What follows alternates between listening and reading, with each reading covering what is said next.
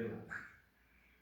Bundan tashqari o'zimiz bilan qilgan fuqarolarimizga 15 million so'mgacha kredit ajratamiz. Bunda jismoniy shaxs kafilligi bilan 3 yil muddatga 28% ajratamiz. Bu kredit maqsadsiz kredit bo'lib, kredit olish uchun plastik kartochka tashlab beriladi. To'lovlar oyma-oy amalga oshiriladi. Bundan tashqari yana Qo'qon tumanimizga biriktirilgan 10 ta mahalla mavjud. Ana shu 10 ta mahalla fuqarolariga 24%dan 4 yil muddatga 12 million so'mgacha to'lovimiz kreditimiz mavjud. Bu kreditda xuddi shu shaxs kafilligi bilan ajratamiz.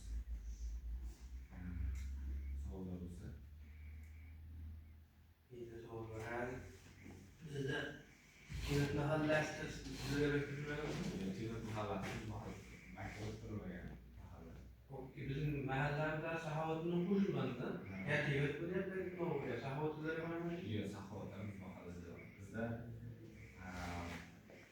Jidali, To'g'on, Oqton mahallasi va keyin bitta Imom Tepa